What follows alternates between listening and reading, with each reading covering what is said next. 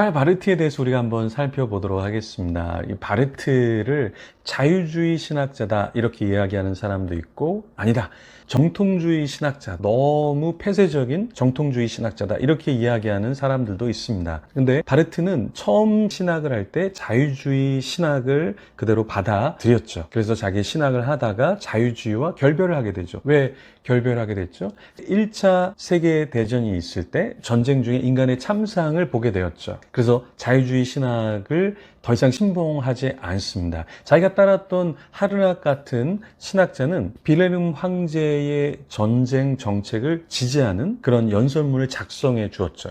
바르트는 저런 신학, 저런 것은 내가 따를 수 없다. 그리고 자유주의 신학의 허점을 발견하게 되죠. 그래서 바르트는 철학적으로도 칸트와 헤겔의 망령을 쫓아내려고 했습니다. 사실 바르트는 칸트와 헤겔의 영향을 받았는데요. 나중에는 이 칸트와 헤겔의 이런 철학에 반대해서 신학을 하게 되죠. 그래서 하나님의 초월성을 누구보다 더 강조를 하게 되었습니다.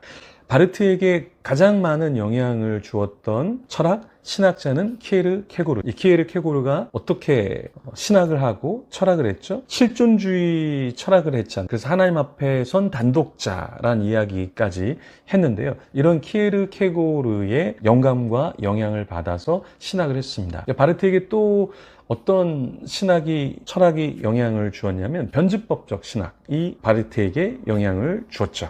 바르트의 변증법은 사실 헤겔이 말하는 것과 조금 달랐습니다. 헤겔은 정립을 말하고 그 정립을 부정하고 또 대립 모순의 단계로 나아가고 더 단단해진 진리로 나아가서 제3의 길, 제3의 단계, 종합이라는 상태로 극복된다 이렇게 이야기했는데요. 바르트는 키에르케고르식 변증법을 했습니다.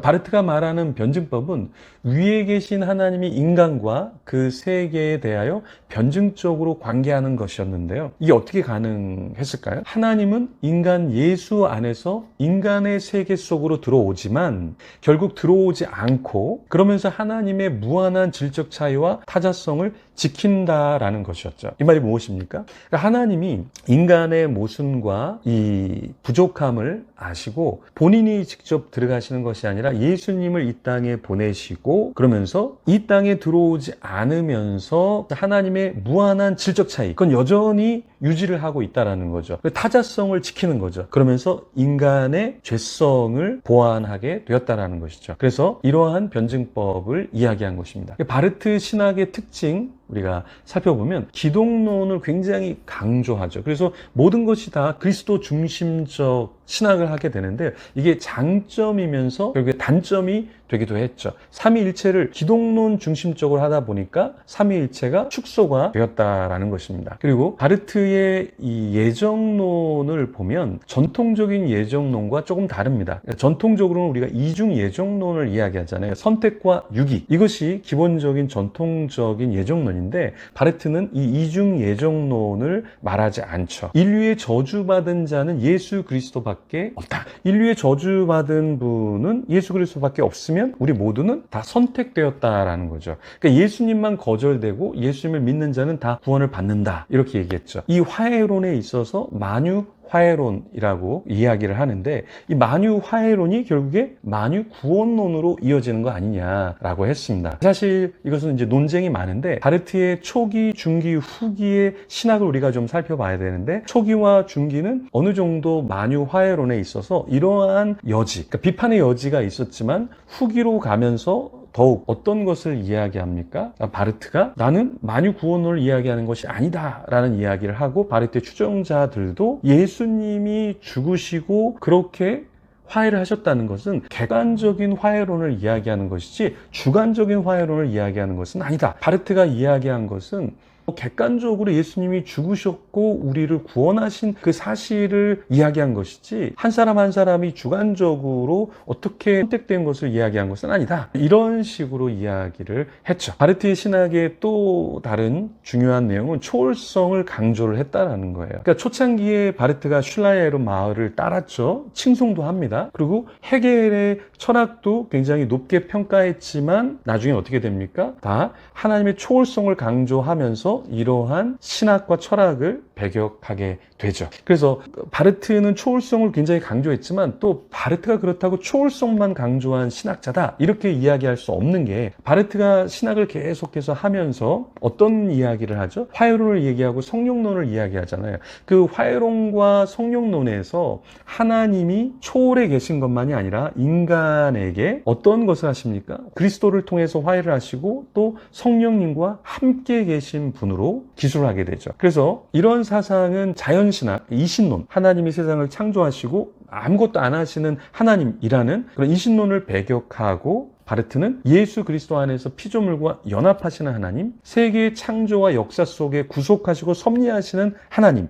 성령님이 우리와 함께 하시는 내재적인 하나님에 대해서도 이야기를 하죠. 그리고 바르트 신학의 특징 중에 한 가지는 선포된 말씀을 강조한다라는 거예요. 이게 무슨 말이냐면, 사실 전통적인 계시는 계시인 하나님, 그래서 하나님이 계시를 하고 그리고 기록된 말씀, 예수님이 기록된 말씀으로 드러나고, 선포된 말씀, 성령님이 그 선포된 말씀 가운데 우리를 감화 주시는 이런 순서잖아요. 그런데 바르트는 거꾸로죠. 그래서 어떤 걸 더 강조합니까? 선포된 말씀이 훨씬 더 강조되죠. 성령님 안에서 선포된 말씀이 사람들에게 전해지는 것, 그리고 기록된 말씀은 예수님이 드러나는 것, 그리고 계시되어진 하나님, 이렇게 순서로 말합니다. 그러니까 전통적인 것은 성부, 성자, 성령의 순서로 말씀에 대해서 이야기를 한다면, 바르트는 성령님, 예수님, 하나님 순서로 선포된 말씀이 훨씬 더 중요하고 강조되어지고, 그 다음 기록된 말씀,